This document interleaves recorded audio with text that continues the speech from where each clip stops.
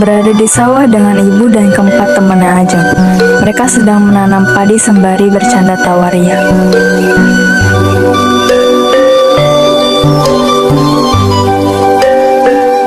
Heh Fardi, lihat no, padi singkwe tandur bengkok kayak otakmu. Hahaha. Wis rapopo, nanti ibu benerin. Ayo nduk, ibu arep muli disik yo. Wis sore, ojo lali langsung mulih yo. Oke bu, mengko yo. Ajeng mau main dulu sebentar. Ibu Ajeng memilih untuk pulang duluan. Tersisa Ajeng dan keempat temannya. Mereka berladang di sawah hingga waktu berganti menjelang maghrib. Azan maghrib berkumandang dan terdengar jelas.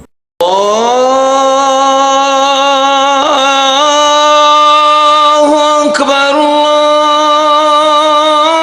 Allahu Akbar, Allahu Akbar, Allahu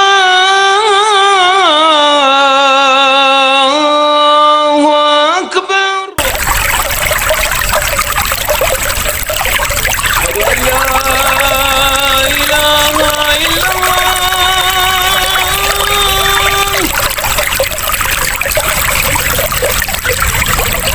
Asyhadu an la ilaha illallah.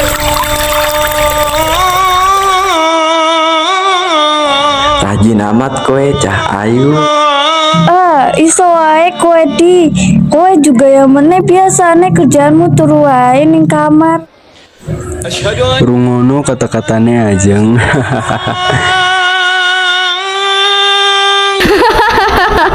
Aduh, kue konyol tenan. Ajeng, masih lama ndak? Kita mau pulang nih. Sudah ajan soale. Masih lama aku Nem. Sampean duluan aja. Aku nyusul. Bentar lagi selesai kok. Ketika hendak pulang, Ajeng tertinggal dari gerombolan teman-temannya. Ajeng menemukan sesuatu yang aneh dan mendengar sebuah musik dari arah pohon. Dengan rasa penasarannya, Ajeng pun menghampiri pohon tersebut dan menemukan sesuatu di bawah pohon, yang tak lain merupakan sebuah cermin yang terlihat antik.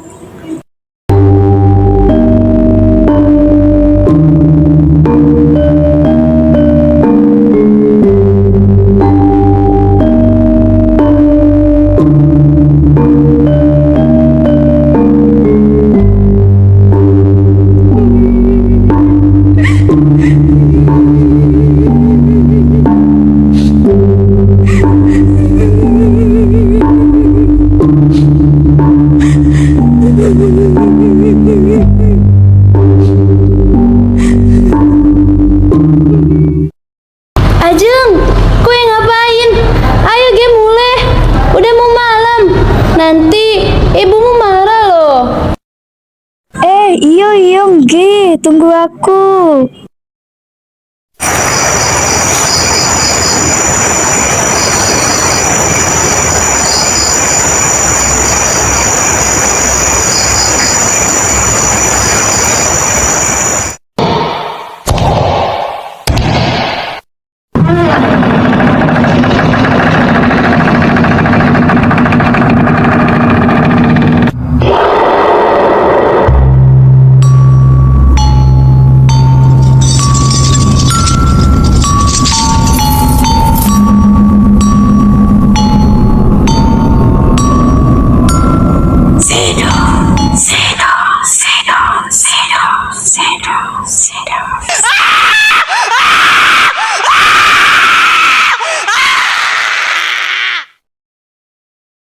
Malam itu, Ajeng menghembuskan nafas terakhirnya, tanpa seorang pun mengetahui kematiannya. Lalu, pagi hari pun tiba. Saat ibu ingin membangunkan Ajeng dari tidurnya, ibu Ajeng memanggilnya dari depan pintu kamar. Namun, tak ada jawaban dari Ajeng. Tak seperti biasanya ia bangun sesiang ini. Duk! Nak Ajeng! Nak Ajeng!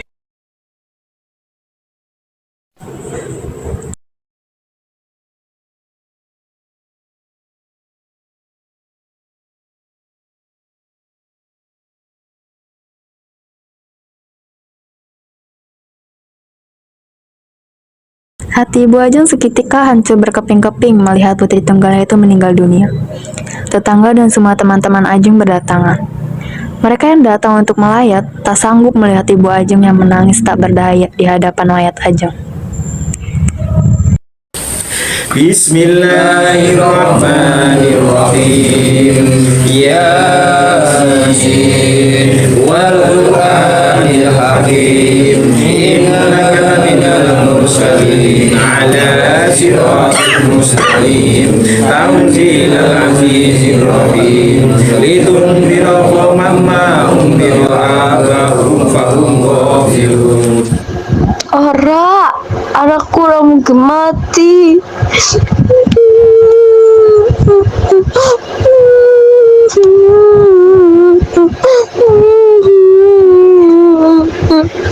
Di antara suara riuh penuh suka duka dari orang-orang yang melayat, menyeruak suara batuk-batuk.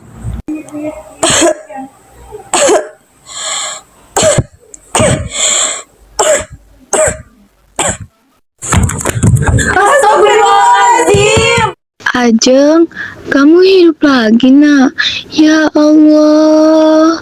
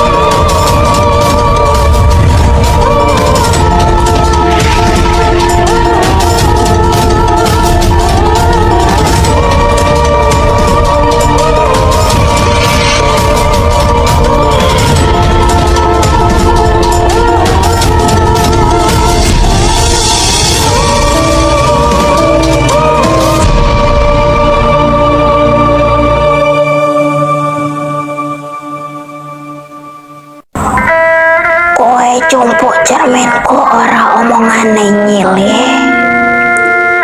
Yen kowe mengko sadar saka mati suri iki, kowe ojo kaget. Kowe bakalan ngeteni titi wanci wong sing arep sedo. Luwe-luwe wong-wong sempuk kenal. kowe bakalan nyireni uang sing arep sedo. Kati tondo-tondo ambu ning jarik anyar sing dienggo karo wonge. Cermin kue marai petaka kanggo awakmu. Gema musik yang terputar mengiringi telinga dan menyapu pendengaran Ajeng. Seakan mulai mengatakan seutas kata dengan pelafalan petaka dan ciloko, yang dimana arti ciloko dalam bahasa Jawa ialah celaka. Sejak itu, Ajeng merasa bahwa dirinya memiliki linui, kelebihan atau kemampuan yang tiba-tiba datang dan diturunkan begitu saja dari langit. Ajeng selalu mengetahui siapa saja yang akan dijemput ajal. Pertanda itu menghampirinya dalam bentuk aroma jarik baru, yang bau lilinnya masih begitu pekat menusuk hidungnya. Persis bau pertama yang ia cium setelah bangun dari matinya. Awalnya, aroma itu hanya tercium samar, bagai liukan tangan penari yang menuntun di atas panggung. Karena penasaran, mau tak mau ia mengikutinya, hingga Ajeng mencium aroma yang lama-kelamaan semakin pekat, menandakan bahwa ia semakin dekat dengan calon mayat.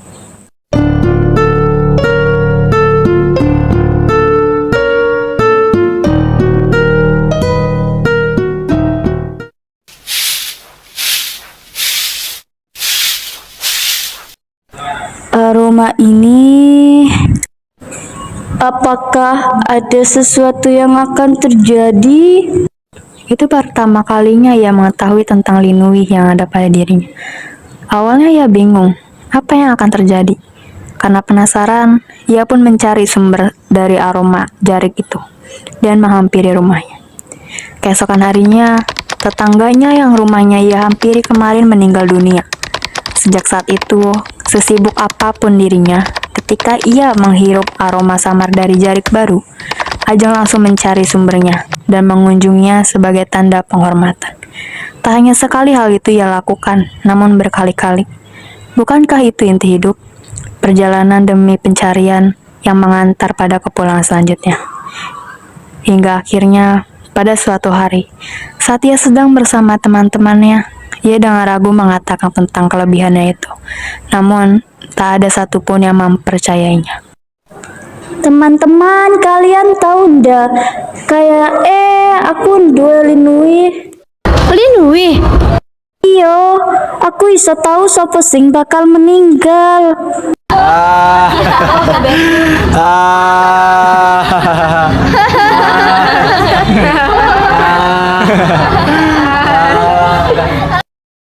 Hahaha, ra ono sing koyo ngono, Jeng.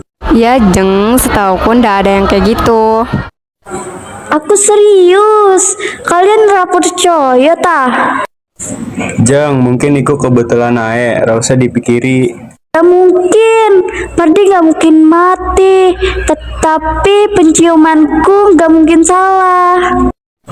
Kowe rapopo, Jeng. Rapopo kok. Ajeng berusaha menutupi kegelisahannya itu. Sementara aroma malam jarik baru yang pekat terus tercium karena seseorang yang akan meninggal ada di hadapannya. Bahkan teman dekatnya sendiri. Hari ini aku mau mampir sebentar deh ke rumah kalian satu persatu. Besok aku ra iso main bareng kalian. Aku arep turu sampai awan. Hati Ajeng terasa mencelos. Ia tak mampu berkata-kata lagi. Tidur katanya. Sepertinya yang dimaksud tidur olehnya adalah tidur selama-lamanya. Di antara teman-temannya yang lain, hanya rumah Ajeng yang paling jauh, di pelosok kampung. Pardi mengunjungi rumah Ajeng paling terakhir.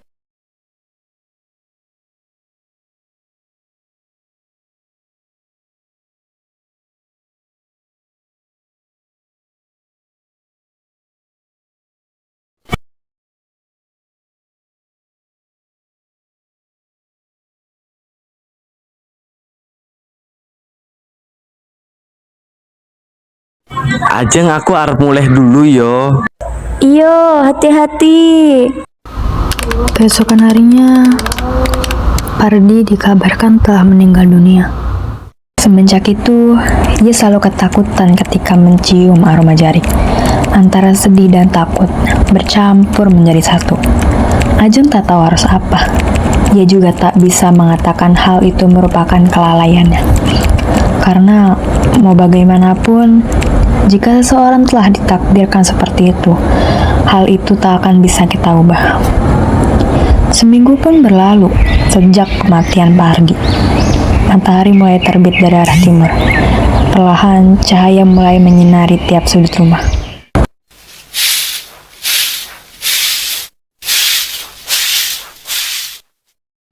Saat Ajeng telah selesai membersihkan ruang tamu, ia mulai bergegas menghampiri ibunya yang berada di depan halaman rumah. Karena ia benar-benar merasa terpuruk, bingung, dan tidak tahu apa yang harusnya ia lakukan. Ajeng akhirnya berniat untuk menceritakan beberapa kejadian yang telah ia alami setelah mati suri sembari membantu ibu menjemur pakaian. Bu, Ajeng bantu ya. Sudah selesai menyapunya, Nduk. Sampun, Bu.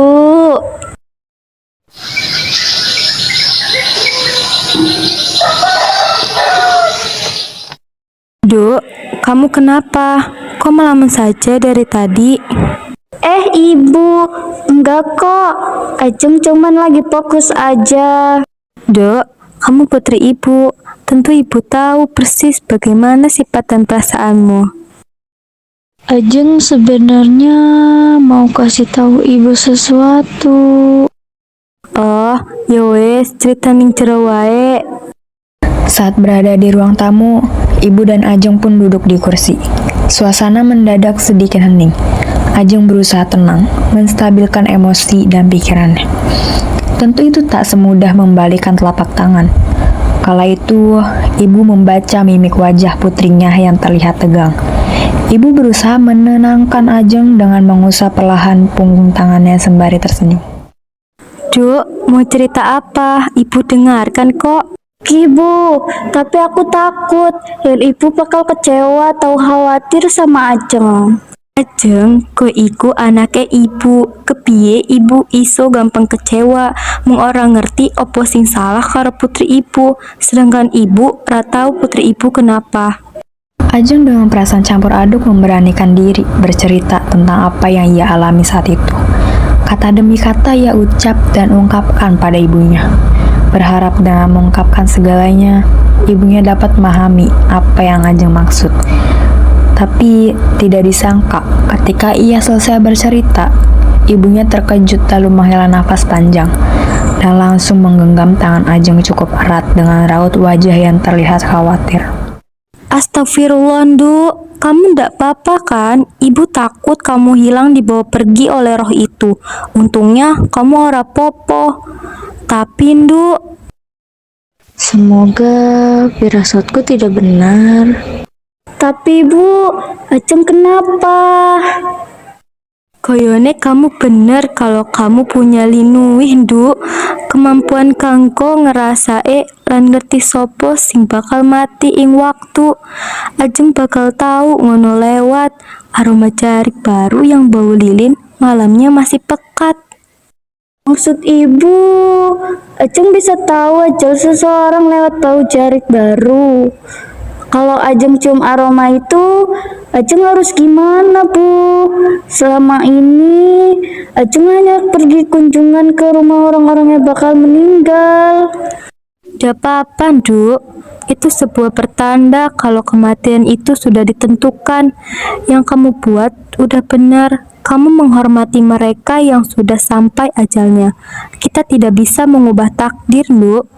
Jika seseorang telah ditakdirkan untuk meninggal, bagaimana cara kita untuk mengubah cerita kehidupan kita bila kita diberikan kehidupan kedua? Pasti kejadiannya akan tetap sama. Orang itu pasti tetap meninggal dunia. Sejak kejadian itu, Ajeng menjadi semakin yakin bahwa ia mempunyai suatu kemampuan atau linuwih. Suatu kemampuan yang bisa merasakan dan mengetahui siapa saja yang akan dijemput ajal melalui pertanda dalam bentuk aroma jarik baru yang bau lilin malamnya masih pekat. Itu artinya akan ada suatu kematian yang mengajarimu makna dari linuwih itu sendiri. Setelah ibu menjelaskannya pada putrinya, ia langsung berbalik arah dan mengambil beberapa helai kain jarik yang terlihat berantakan. Ajeng yang melihat itu pun hanya tersenyum. Sebagian keseharian ibu tak lain dan tak bukan adalah melipat jari kesayangannya. Tentu saja semua jari itu menjadi ciri khas ibu. Kain batik selalu membungkus tubuh mungilnya yang mirip ranting. Berkali-kali meliuk tertiup angin, tapi tak kunjung patah. Hening dan tenang, tangannya mewiru selembar jarik. Dilipat-lipatnya pinggiran kain dengan telatan rapih bertumpuk sama lebar. Garis putih pada ujungnya tak ditekuk ke dalam. Temani ibu ngawarin jarik dari bapak Yondu. Cium deh, Nduk. Bau malamnya masih baru. Ibu, wanginya pekat. Ngawaron iku ojo nganti kleru, lipatannya harus sama, ojo sampai kleru, apalagi merusak keseimbangan. Hidup tidak akan harmonis dan bahagia, Nduk. Apa ibu bahagia? Selembar kain batik dari bapak apa cukup mengisi kekosongan besar di hati ibu yang ditinggalkan secara tiba-tiba? Duk, ibu harap jika ibu sudah tidak ada, kamu harus tetap nganggo jarik iki, karena bagaimanapun juga jarik selalu ada dalam siklus hidup orang Jawa, sebagai alas tidur bayi, gendongan, kain basah untuk mandi, semuanya memakai jarik. Menikah nanti, kamu dan suamimu juga akan berkain jarik. Bahkan ketika meninggal, jarik kaung akan menyelimuti kamu kembali ke alam suwung. Ibu, Ajeng akan selalu menjaga semua pemberian dan peninggalan ibu. Ajeng hanya bisa tersenyum mendengar perkataan ibunya. Walau ia merasa ada yang membuatnya pilu saat ibu menyebutkan kata suami. Namun, Ajeng menghiraukan hal tersebut dan belajar menyimpan gundah.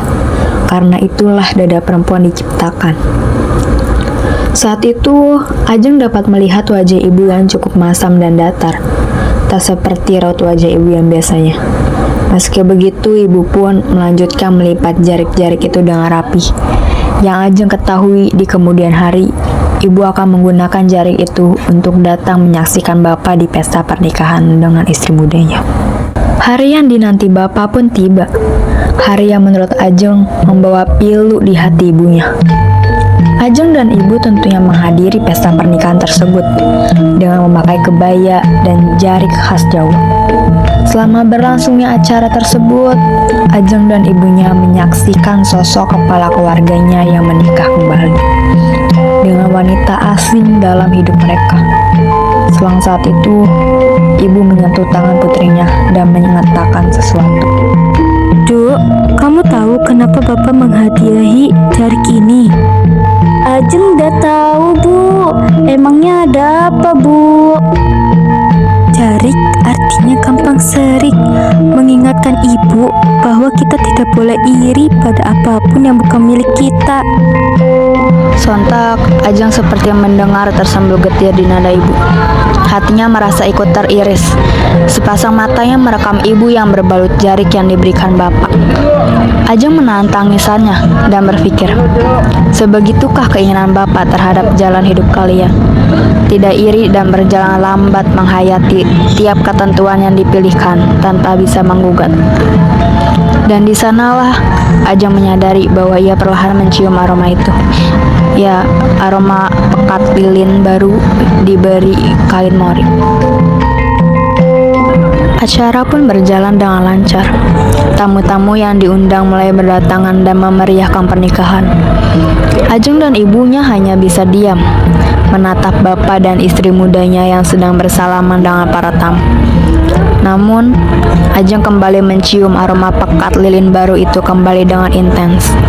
Dengan kekhawatirannya, ia segera memerhatikan orang sekitar layaknya mengawasi mara bahaya yang akan mengancam bapak. Dek, alhamdulillah ya, acaranya lancar. Mas seneng banget deh. Enggih, Mas. Ade juga senang akhirnya bisa nikah karo Mas. Di saat bapak dan istri kedua sedang bersalaman dengan tamu di pernikahan, bapak menyadari bahwa ada satu laki-laki yang nampak tidak asing sedang menaiki panggung pelaminan. di mana laki-laki itu merupakan mantan kekasih dari istri kedua bapak sekaligus teman lamanya. Tanpa ragu, bapak pun segera menyapa dan tersenyum padanya. Begitupun dengan istri keduanya, menyambut laki-laki itu dengan senyuman. Hei Firman, sudah lama yo ndak ketemu. Matur nuwun ya wes datang. Matur nuwun juga ya wes ngundang aku. Pernikahan kalian sangat indah sekali ya. Dan kamu, semoga hidup kamu bahagia tanpa suami barumu.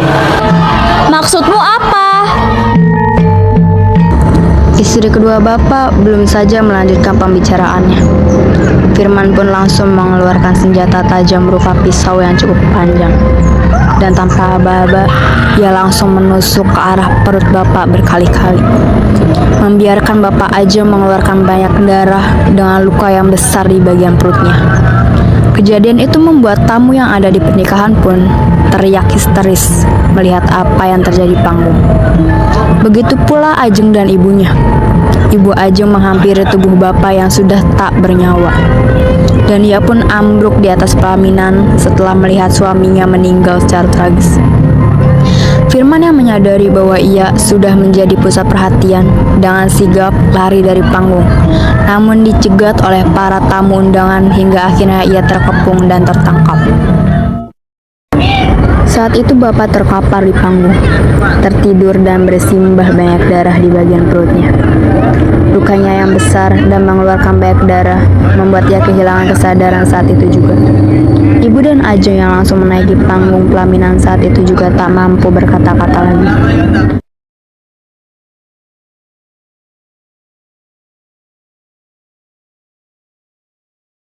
Apa yang kau perbuat pada suamiku?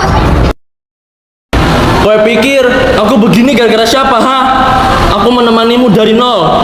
Tetapi kowe malah menikahi lelaki tua itu. Kowe membuang seenaknya. Bagaimana aku tidak sakit hati, ha? Dengan perlakuanmu, dasar jalang. Mendengar perkataan itu, istri kedua bapak hanya bisa menangis terseduh-seduh di samping bapak. Ibu dan Ajeng hanya bisa meratapi apa yang terjadi di depan mereka. Ibu menangisinya, sementara Ajeng hanya bisa tertenung dengan tatapan kosong ke arah bapaknya yang telah hilang kesadaran dan bermandikan darah. Suasana di tempat itu menjadi mencekam, yang awalnya bahagia, bersukaria, kini menjadi duka yang mendalam, terutama untuk Ajeng dan ibunya.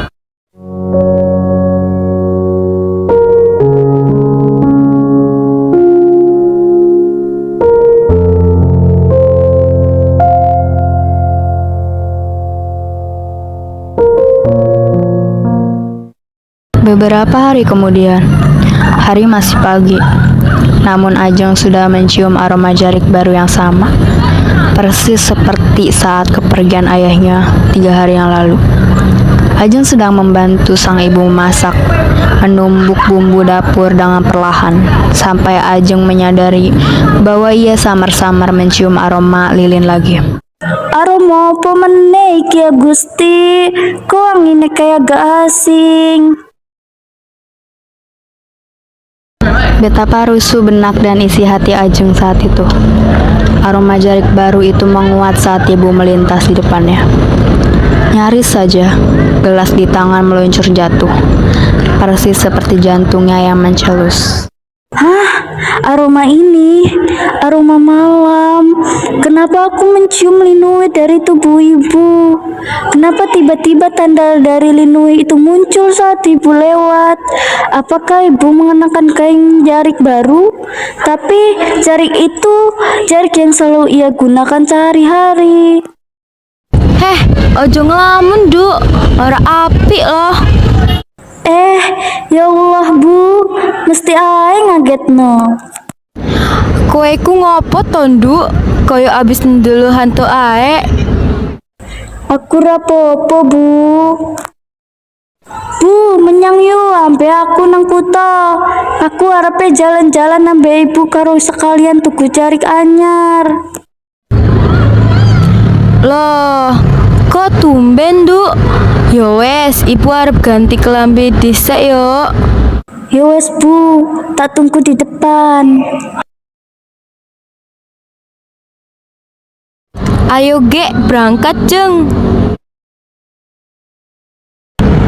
Ajeng, ibu ingat, Bien kue nyaris ora iso dilahirkan.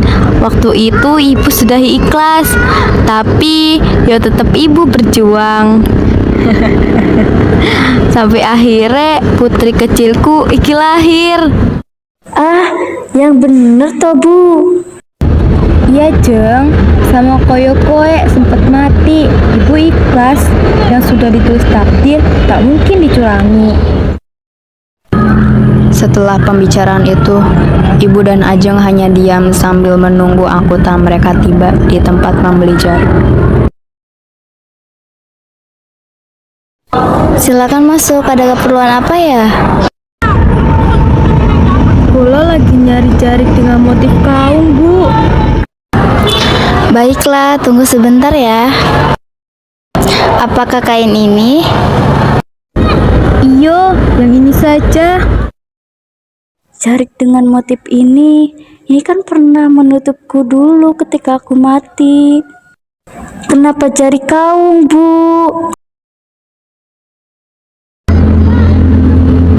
Kalau ibu memilih Sidomukti atau Teruntung, memangnya sudah ada yang melamarmu? Bayar, Du.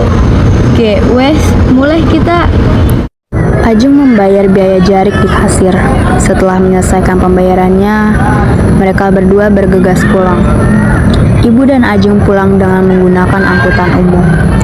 Dalam perjalanannya, langit menjadi sangat gelap. Ibu menutup matanya. Damai sekali. Ajeng hanya takut mata itu tidak terbuka lagi. Langit pun pecah menjadi hujan. Jalanan basah dan menjadi sangat rawan. Setelah berbelanja, keesokan harinya firasat Ajeng pun benar. Sang ibu yang telah merawat Ajeng dari kecil telah meninggal dunia.